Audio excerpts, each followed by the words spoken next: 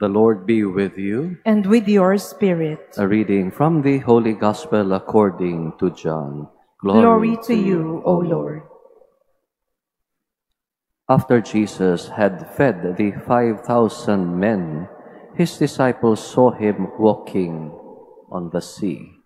The next day, the crowd that remained across the sea saw that there had been only one boat there, and that Jesus had not gone along with his disciples in the boat, but only his disciples had left. Other boats came from Tiberias near the place where they had eaten the bread, when the Lord gave thanks. When the crowd saw that neither Jesus nor his disciples were there, they themselves got into boats and came to Capernaum looking for Jesus. And when they found him across the sea, they said to him, "Rabbi, when did you get here?" Jesus answered them and said, "Amen, amen. I say to you, you are looking for me not because you saw signs, but because you ate the loaves and were filled. Do not work for food that perishes, but for the food that endures for eternal life, which the Son of Man will give you.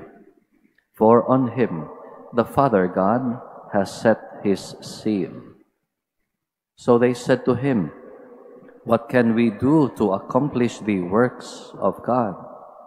Jesus answered and said to them, "This is the work of God, that you believe in the one he sent." The Gospel of the Lord. Praise to you, Lord Jesus Christ. Please be seated. Kung sino yung mamimigay ng pagkain, ng ayuda, siya yung hahanapin. Kung mamimigay ka ng barya sa mga bata na nasa lansangan, makita yan ng iba, o sasabihin ng batang nakatanggap ng barya, "Uy, namigay yun, oh, yung motoristang yun." Lalapit sila sa'yo. They will swarm you and would be asking for their share of coins. Dahil nga namimigay ka, hahanapin ka, pupuntahan ka.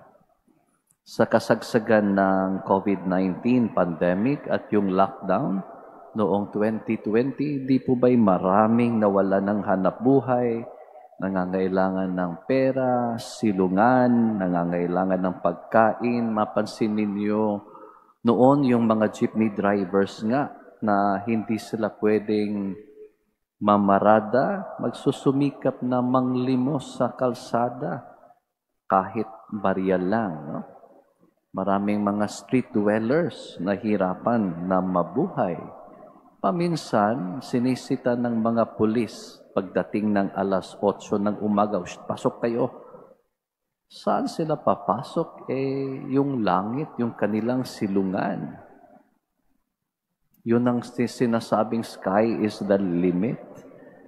Kaya buti na lang may mga taong nagmamagandang loob na mahagi ng pagkain. Halimbawa, noon man, naalala ko, dahil halos araw-araw akong nagbabike panahon ng pandemya at lockdown, maraming may namimigay doon sa tulay, doon po sa Macapagal Avenue. Pinagmamasdan ko, dahil yung mga tao nagkukumpuni sa lugar na yon, sa tulay. Bakit kaya? Maya-maya may dumating na puting van. Yun palang inantay nila dahil namigay ng pagkain yung nasa loob ng van. Hanggang ngayon, diyan po sa tapat ng simbahan ng Remedios, alas 6 ng umaga, alas 6:30 ng umaga, merong grupo ho dyan, namimigay din sa mga naninirahan sa lansangan. Mga 50 yung mga katao. At nandoon sila dahil meron ngang namimigay. Inaantay nila yung mga sasakyan na darating, hinahakdan ng pagkain. Hindi lang dyan, kundi doon sa CCP. Mapansin ninyo, merong ginagawa pang mga pangangaral, may preaching bago yung mga nagkukumpuni doon ng mga katao ang nag-aantay dahil binibigyan nga ng pagkain. Bakit hinanap si Jesus ng mga tao? Dahil nabigay siya ng pagkain. No? Wala namang masama noon. Di po ba? The single reason why more than 5,000 men, mga lalaki lang po yun. Ayon sa mga dalubhasa sa banal na kasulatan, hindi pwedeng 5,000 mga lalaki lang. Nasigurado sila na merong mga babae at mga bata, mga anak. Kaya sabi ng mga dalubhasa, yung pinakain ng Panginoon, hindi 5,000, 15,000. The first time fast food was introduced, pinarami niya yung 5 pirasong tinapay gawa ng barley at 2 pirasong tuyo, 2 pirasong isda. So isipin ninyo yun. 15,000 men, women, children who witnessed Jesus multiplying 5 barley loaves and 2 fish. They went frantically in search for him because Jesus, in methodically feeding them, was able to satisfy the first of all basic human needs. The need for food, pagkain. Hahanapin ng tao, pagkain. Hindi po interesado. Walang interes yung kakapalan ng mga tao sa himalang ginawa ng Panginoon na pinarami niya yung 5 pirasong tinapay, 2 pirasong isda. Hindi ho sila interesado noon. They were only interested with filling their hungry stomach with food. No more, no less. Kaya sabi ng Panginoon na, hinahanap lang ninyo ako dahil sa pagkain, dahil sa tinapay na inyong nakain. At nabusog kayo. Gusto ninyo free lunch. Gusto ninyo free meal. Yun lang naman ang gusto ninyo. Busog lang talaga kayo. And you want some more free food. So you must have noticed in the gospel narrative of this event that there were 12 wicker baskets full of leftover. Baka yun ang hinahanap ninyo, no? Sabi ng ating Panginoon. Ano ang hinahanap natin? Kung tayo man ay kakain, in every meal we look for that. The most basic of all food, staple food that we eat every single day, at least 3 times a day. Ano ho yun? Kanin, rice, kanin. We are Southeast Asians, and for Southeast Asians, rice is our staple food, basic staple food for our diet. For East Asians, kagaya ng mga Hudyo, ano yung para sa kanila? Tinapay. Kaya nga sa ating mga Pinoy, naimbento natin yung mga tapsilog, naimbento natin yung mga long silog, naimbento natin yung mga bang silog, at iba't ibang mga silog. Dahil yung si ay yung sinangag, fried rice, garlic rice. Rice, no? Basta may kanin, ay matutuwa na tayo. No? Kahit anong iulam natin, basta may kanin, busog na tayo.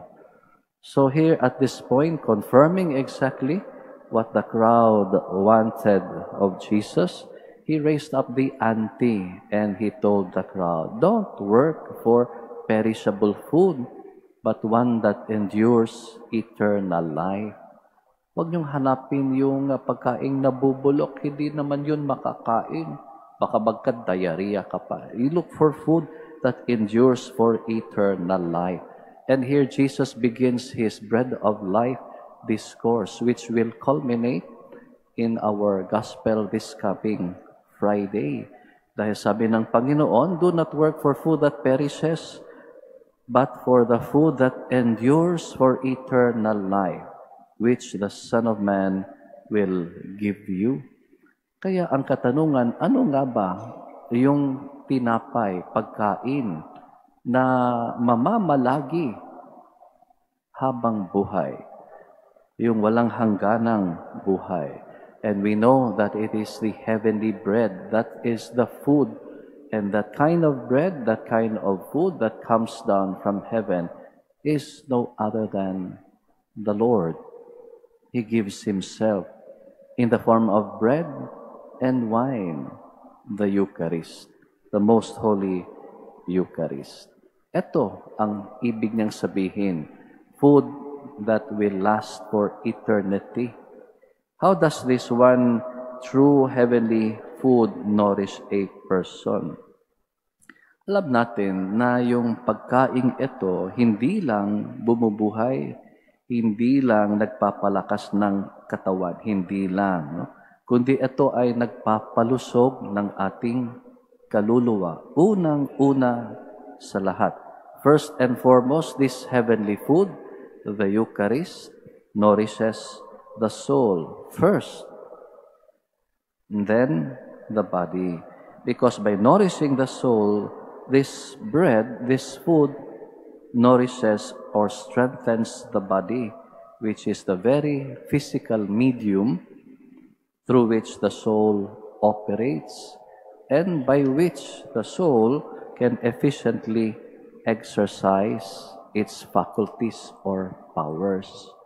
Yung ating pagkatao, di po ba dalawang bahagi? Yung ating katawan at ating kaluluwa. Kaya yung Eucharistia nagpapalusog, nagpapalakas unang-una sa lahat sa ating kaluluwa. At yung kaluluwa ho natin ang nagpapalakas ng ating katawan. Because the body is the medium of our soul. So it strengthens the faculties, meaning the powers of our soul. It is able to exercise efficiently through its medium, the body. Meron pong kasabihan sa Latin, mens sana in corpore sano, a sound mind in a sound body, a sound soul, as it were, inside a sound body. Kaya sa madaling salita, yung pagkaing ito, nagpapalakas sa kaluluwa, unang-una sa lahat, at pagkatapos sa kanyang tagapamagitan, yung kanyang kasangkapan na ang ating katawan. This bread gives soul and body, the entire human person, life, eternal life. Not just any life, but life in superabundance. Kaya pinaninindigan ito ng Panginoon. Maririnig ho natin siya sa Ebanghelyo sa darating na Biyernes. I am the living bread that came down from heaven. Whoever eats this bread will live forever. Today would be a good occasion to ask ourselves kung tayo man ay mag-aalmusal pa, is Jesus Christ my food? Is He my basic staple food in my spiritual diet? Is He not the basic ingredient that is missing in my life? Is He not my staple food? Yung aking pangunahing pagkain. And once we have discovered, we have found Christ and rediscover His real presence in the most holy Eucharist. As the Eucharist, which is no other than literally the real bread from heaven, then we will discover that nothing else which this world offers can compare with what we have found.